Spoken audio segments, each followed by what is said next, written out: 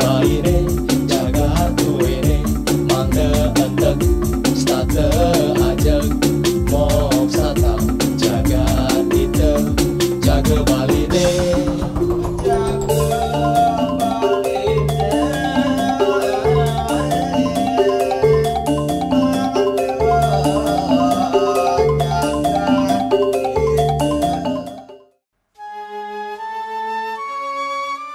Tahapan pemilihan umum pemilu serentak 2024 terus bergulir.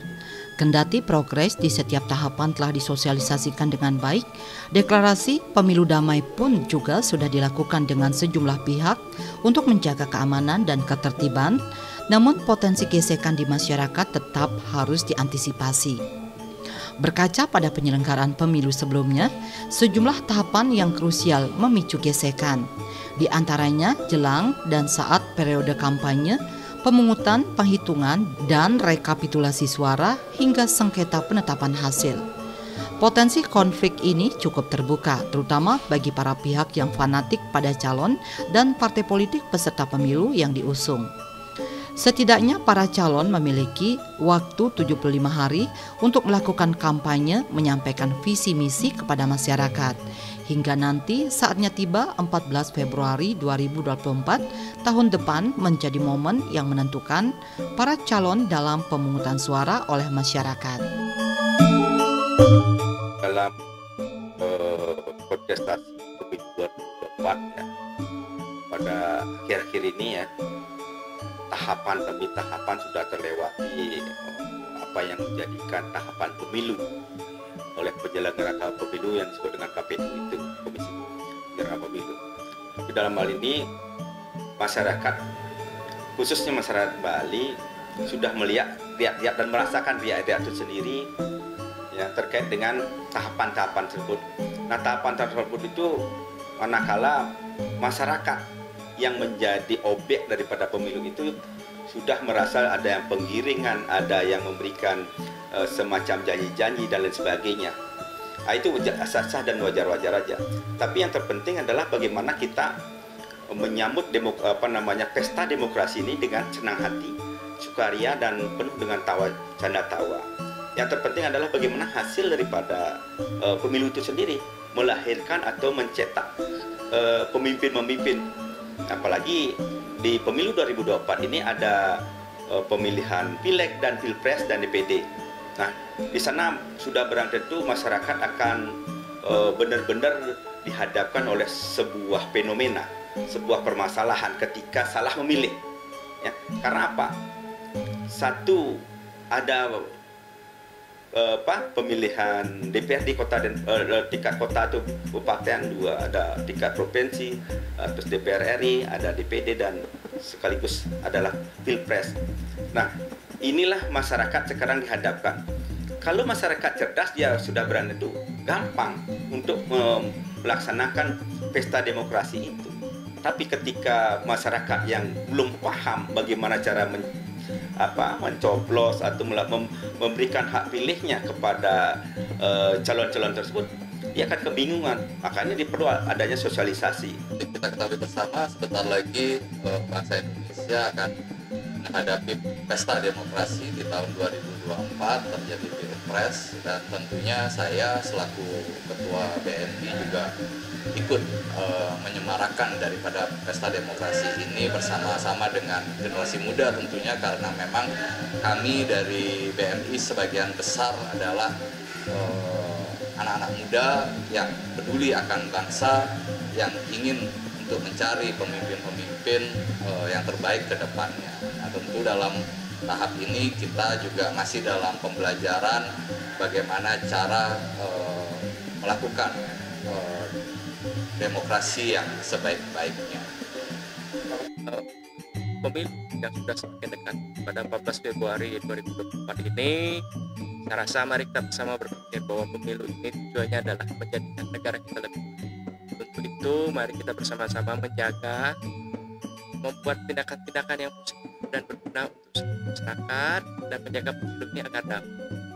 Juga kita ingin agar masyarakat semua paham bahwa pemilu ini bukan ajang untuk bergesekan, tetapi ajang untuk mencari sebuah kesatuan bagi negara kita dan bangsa kita.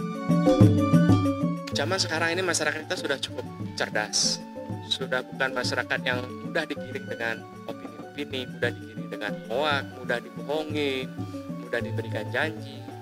Jadi saya rasa masyarakat kita itu jangan lagi yang sudah cerdas ini diperbodoh dengan tindakan-tindakan yang merugikan, atau istilahnya memberikan janji-janji, memberikan pandangan-pandangan yang salah, memberikan arahan-arahan yang salah, sehingga dalam masyarakat terjadi benturan, terjadi hal yang negatif. Ini harus kita hindari. Jadi kita mohon agar semua tokoh politik, mari kita bersama-sama kita bangun demokrasi yang benar dan baik untuk negeri kita.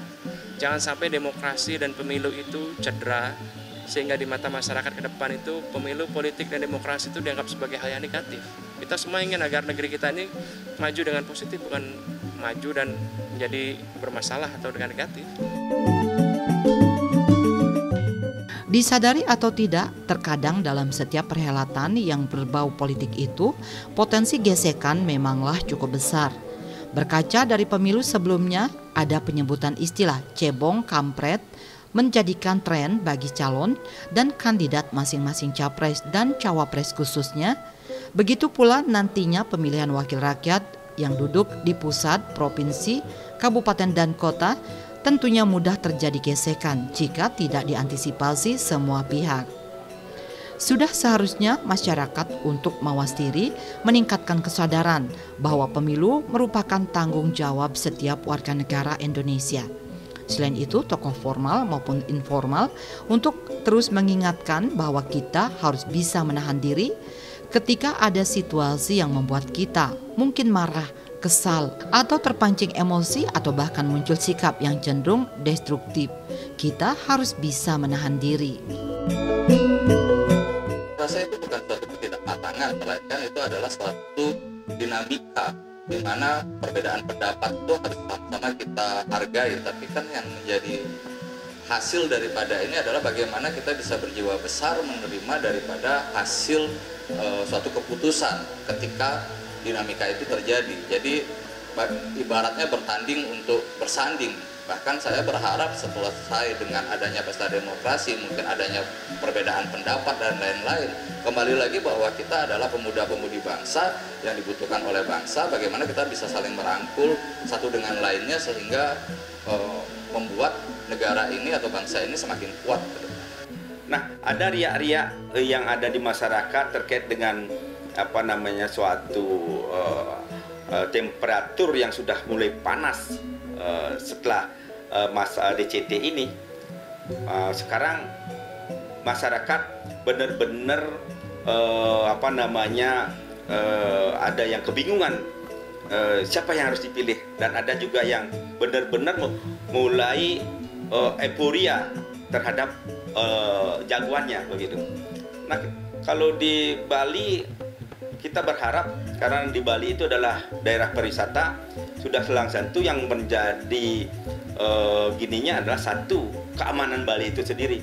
Bagaimana pesta demokrasi ini lewat pada tanggal 14 itu dengan aman, nyaman, dan tidak ada satu hal yang bersifat chaos.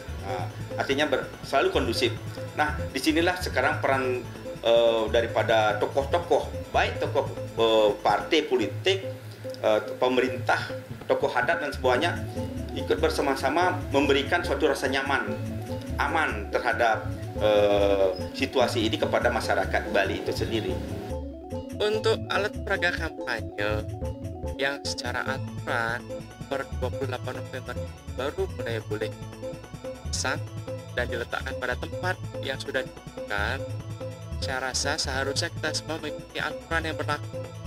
Mari dalam pemilu ini ada aturan main, ada sistem yang sudah dibuat, mari kita ikuti bersama sehingga pemilu ini dapat berjalan dengan damai, teratur, dan jelas arahnya.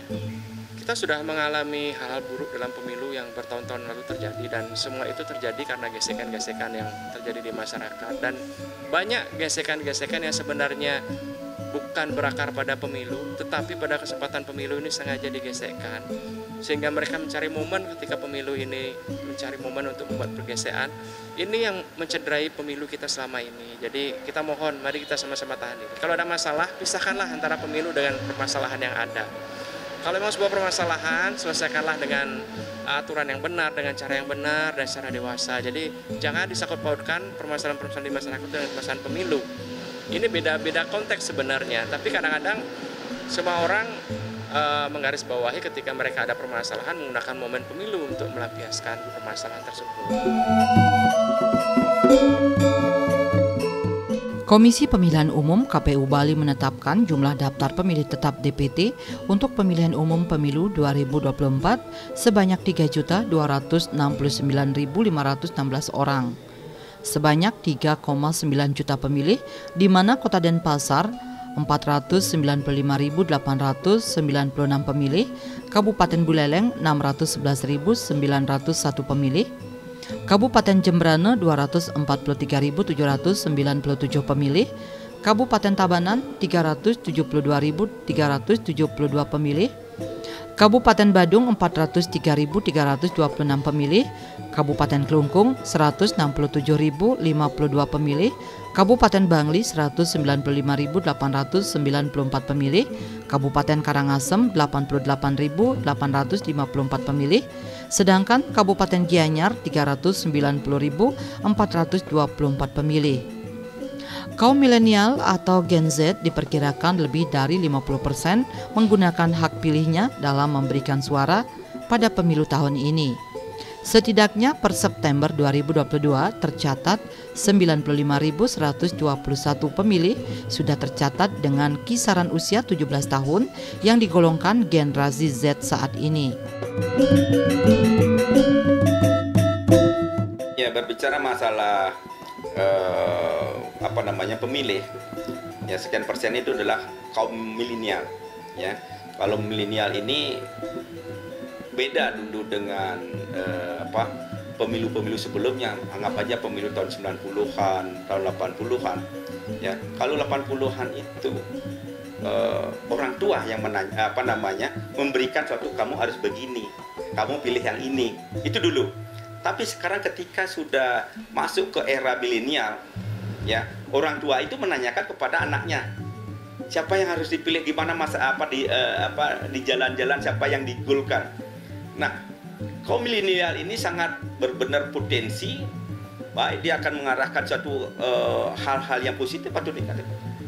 Kaum milenial, karena apa? Di sini kaum milenial didukung oleh yang namanya media sosial. Nah, media sosial ini sangat berperan penting, ya. Contohnya TikTok, FB dan lain sebagainya. Sekali suatu perbuatan yang dianggap ini kaum milenial itu mengangkat, ya. Makanya di sini kaum milenial harus benar-benar intelek, harus benar-benar mempunyai jiwa yang patriotisme. Tetap NKRI nomor 1. Jangan sampai milenial ini digiring ke hal-hal yang radikal, ke hal-hal yang melakukan perbuatan melawan hukum. Nah, milenial ini nanti akan menjadi pemimpin juga, ya. Karena kaum milenial ini jumlahnya sangat luar biasa banyaknya, dan mereka aktif di masyarakat. Beda dengan kaum-kaum yang sudah anggaplah dah tua, apalagi lansia itu jarang sekarang bisa seperti dulu lagi. Disparitas istilahnya golongan selama ini memang terjadi karena jumlah pemilih generasi Z itu luar biasa banyak. Ini bonus demografi untuk Indonesia. Bonus ini yang kita nikmati pertama pada pemilu ini. Jadi kita harapkan agar Gen Z ini benar-benar memilih pemimpin yang bisa membawa ke depan Indonesia ini menjadi lebih baik. Ke depan untuk generasi mereka itu kesempatan terbuka semakin lebar. Dan disparitas menggunakan generasi tua, generasi muda, generasi Gen Z, generasi milenial, dan generasi baby boomer, banyak hal istilah-istilah generasi itu saya rasa itu hanya istilah-istilah pemanis saja. Tapi pada intinya gap generation harus ditahan, jangan sampai itu melebar atau istilahnya menjadi pergeseran antara kepentingan yang muda sama yang tua.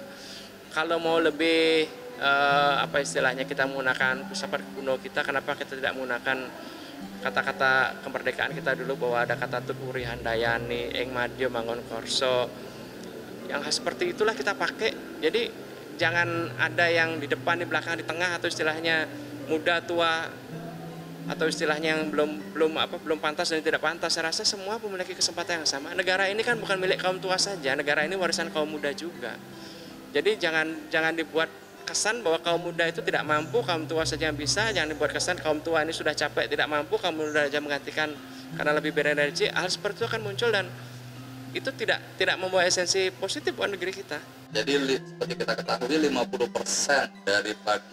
lebih daripada pemilih ini akan pemilih pemula, di mana itu hampir sebagian besar adalah generasi muda, dan di sini kita harus memberikan kesadaran kepada kita semua bahwa bagaimana pentingnya kita untuk memahami daripada pesta demokrasi yang sebentar lagi. Tidak kami pungkiri bahwa banyak kawan-kawan kami sendiri juga yang dari generasi milenial, dari generasi Z, dalam tanda kutip menganggap bahwa politik ini adalah sesuatu yang tidak elok ataupun sesuatu hal yang belum mereka bisa terima secara friendly.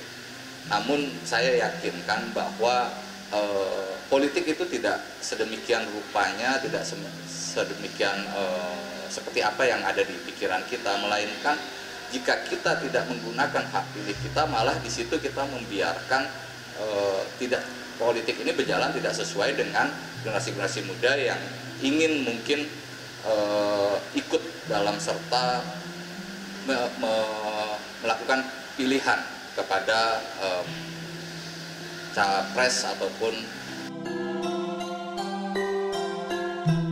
Secara nasional, pemilu 2024 tahun ini merupakan untuk kali pertama di Indonesia yang mana akan didominasi kelompok milenial dan Gen Z. Berdasarkan daftar pemilih tetap DPT, pemilu 2024 yang ditetapkan Komisi Pemilihan Umum KPU, setidaknya 33,60% pemilih masuk kategori milenial, sedangkan generasi Z ada sekitar 22,85% dari total DPT. Hal ini berarti gabungan kedua generasi tersebut mempunyai peran penting dalam pelaksanaan pemilu mendatang. Karenanya penting bagi generasi muda untuk melek politik dan tidak sekedar secara teoritis. Sebagai kelompok yang mendominasi jumlah pemilih dalam pemilu 2024, merekalah yang akan menentukan arah bangsa ke depan dengan segala dinamikanya. Karena generasi tersebut dikenal melek teknologi informasi dibandingkan Gen X dan yang lainnya. Generasi muda merupakan entitas penting yang dapat mempertahankan eksistensi dan pengaruh dari sebuah kebijakan yang dilakukan pemimpin. Pentingnya peran generasi muda dalam menyokong pemilu 2024 membuat mereka harus cerdas dalam bertindak serta selektif dalam memilih pemimpin.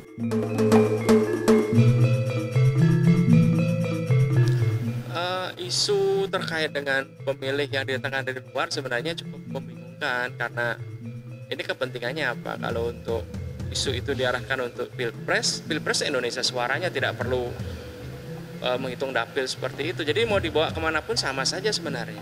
Tetapi kalau untuk pemilu legislatif, untuk kepentingan-kepentingan yang mendatangkan dari luar, ini sendiri kembali juga dong kepada dinas kita yang berkompeten terhadap pencatatan warga negara atau di Sujapil, yang pasti tidak sembarangan juga dalam mengeluarkan KTP ataupun tanda bukti yang bisa digunakan memilih, karena kan dasar memilih adalah KTP. Kembali lagi, ketika ini masih saya anggap isu karena kita kan belum menemukan buktinya. Ketika hal ini memungkinkan terjadi, saya rasa semua sistem dan penanganan pemilu ini sudah dikondisikan sehingga hal seperti itu bisa diminimalisir. Jumlah TPS yang pemilihnya 200 pun sudah meminimalisir hal ini. Termasuk pemilih-pemilih dari luar yang mendadak datang atau perpindahan yang terjadi di lapangan pun saya kira sudah diatur juga untuk hal itu. Ya, untuk mensosialisasikan sebuah caleg yang ikut di dalam kontestasi tidak harus lewat balik wajah. Ya, ada cara-cara lain yang lebih soft, misalnya menampilkan di media sosial. Media sosial itu kan banyak, misalnya FB, Instagram, TikTok dan lain sebagainya. Nah, di sanalah gini ini harus disosialisasikan. Nah, ketika disosialisasikan ini sudah barang tentu satu harus tidak boleh mensosialisasikan menyinggung yang lain atau menjelek-jelekkan yang lain. Nah itu harus gini, karena dibaca, ditonton oleh masyarakat yang ini, sehingga apa yang disosialisasikan di media sosial itu tidak menimbulkan permasalahan. Itu harus juga, tidak asal misalnya si A melakukan sosialisasi lewat media sosial tapi menjelekkan yang lain. Itu menurut saya sangat tidak bagus, tidak elok. Itu malah akan menjadi presiden buruk dan malah menimbulkan sebuah goncang-goncangan di masyarakat, sehingga ada semacam perlawanan di sana. Itu nggak bagus. Makanya mari gunakan medsos itu dengan baik dan benar, sehingga tidak menimbulkan sebuah rasa tidak nyaman dan tidak aman di masyarakat, dan yang menggunakan medsos itu benar-benar merasa terhibur. Dan peserta pemilu atau yang ikut dalam kontestasi ini, marilah kita bikin gagasan, perang gagasan. Atau ini untuk apa? Untuk kepentingan masyarakat akhirnya. Sebagai bentuk dari upaya mitigasi, partai penyelenggara pemilu diharapkan dapat melakukan upaya-upaya pencegahan, memasifkan upaya sosialisasi, koordinasi antar stakeholder, utamanya peserta pemilu, untuk mengimbau apa yang menjadi bagian indeks kerawanan, misalkan seperti politik uang, politisasi SARA, ujaran kebencian. Selain itu, tidak menutup kemungkinan persoalan lain yang sebelumnya sudah ada bisa dimunculkan oleh sejumlah oknum ataupun golongan dengan tujuan tertentu sehingga tercipta gangguan keamanan.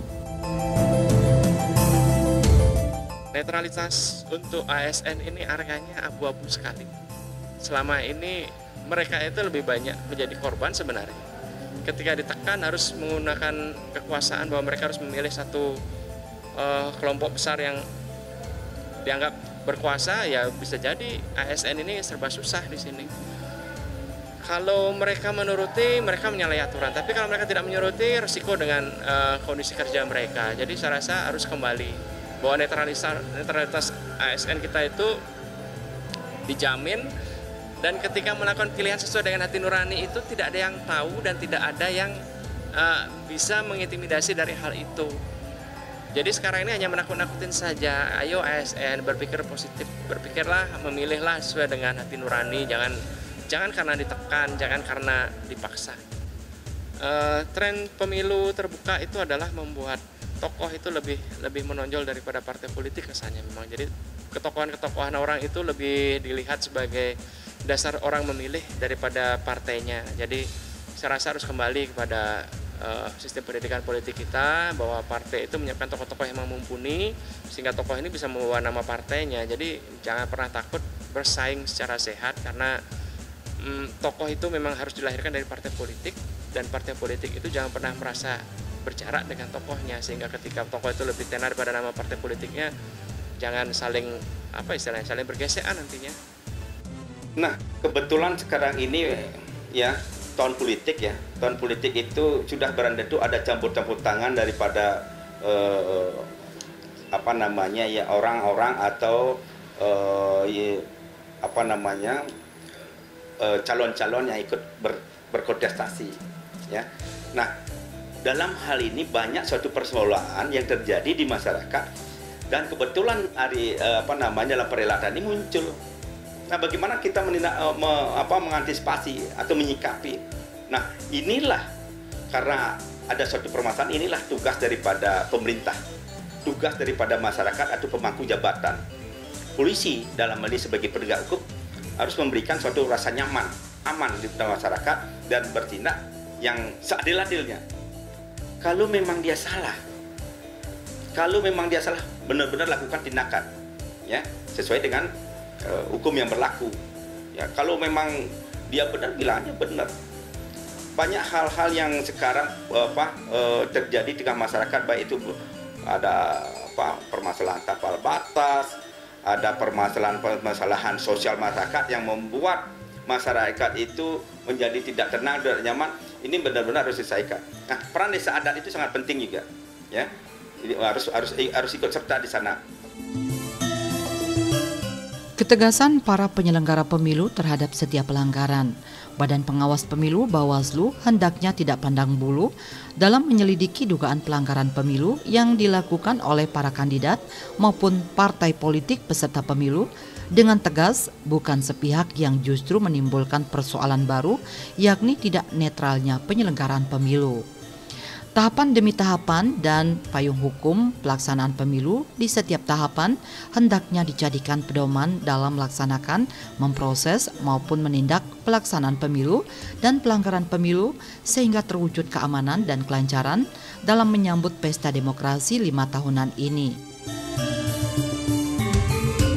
Makanya itu ya KPU dalam ini sebelum adanya pelaksanaan ini dia punya aturan.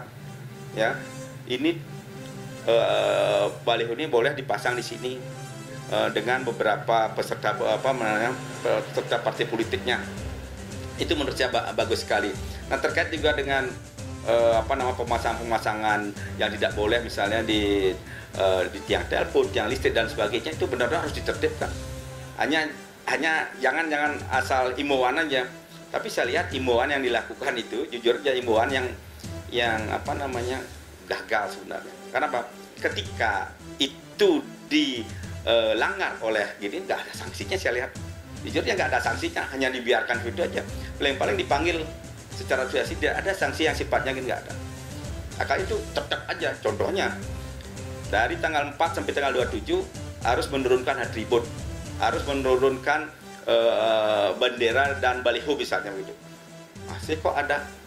Kenapa tidak ada semacam ketegasan yang langsung action dari Bawaslu itu sendiri? Masih ada. Sanksinya apa?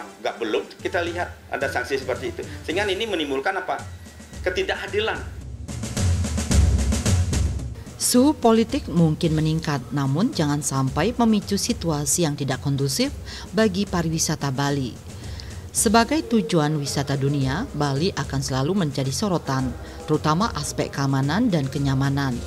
Terlebih selama ini sejumlah kegiatan berskala regional dan internasional terlaksana sukses di Bali, demikian juga perhelatan politik berjalan aman dan lancar, termasuk pengalaman pemilu sebelumnya. Kita ada di Pulau Bali yang notabene adalah pulau yang ketergantungan dengan pariwisata. Keamanan adalah kunci nomor 1. Ya, kalau Bali tidak aman karena akibat dari pemilu, Bali akan ditinggal. Bali akan menjadi tidak lagi menjadi pusat pariwisata, menjadi target pariwisata. Makanya itu mari kita jaga Bali ini dengan pada saat pemilu ini dengan menjaga keamanan dan kenyamanan untuk masyarakat Bali dan untuk tamu-tamu baik dari mancanegara domestik biar merasa nyaman tinggal di Bali, sehingga pendapatan PAD yang ada di Bali semakin meningkat dan masyarakat menjadi sejahtera. Saya rasa sekarang masyarakat sudah lebih memahami, sudah lebih dewasa dalam hal menanggapi suatu perbedaan pendapat. Dan di sini jika ada hal-hal yang terjadi, saya rasa mudah-mudahan tidak seperti yang sebelum-sebelumnya, karena jauh sekarang saya melihat sudah banyak lebih teredukasi, sudah lebih memahami bagaimana pentingnya pariwisata di Bali, apalagi setelah kita dilalui pandemi yang 2 tahun yang sangat memukul daripada perekonomian di Bali. Saya rasa, saya berharap juga kepada semua masyarakat untuk bisa memahami bahwa ketika terjadi kerusuhan atau terjadi kendala-kendala yang menghambat daripada pariwisata itu sendiri, yang akhirnya yang dirugikan adalah masyarakat Bali sendiri, yang dimana pendapatan masyarakat Bali hampir 70% dari pariwisata itu sendiri. Jadi saya harap dengan pelajaran kita kemarin di pandemi 2 tahun terakhir ini menjadikan suatu pelajaran tersendiri buat kita, sehingga kita bisa memahami bagaimana pentingnya pariwisata buat Bali. Tahun 2024 akan digelar hajatan politik, mulai pemilihan umum legislatif Pileg dan pemilihan umum presiden Pilpres hingga pemilihan kepala daerah Pilkada serentak. Tahapan Pileg dan Pilpres saat ini sudah bergulir. Begitu pula berbagai pihak kini juga telah bersiap menyongsong Pilkada serentak. Hajatan politik tersebut diharapkan berlangsung kondusif serta mampu menjadi pesta demokrasi yang damai dan penuh dengan sukacita. Di sisi lain, berbagai potensi dan kerawanan pun terus diantisipasi.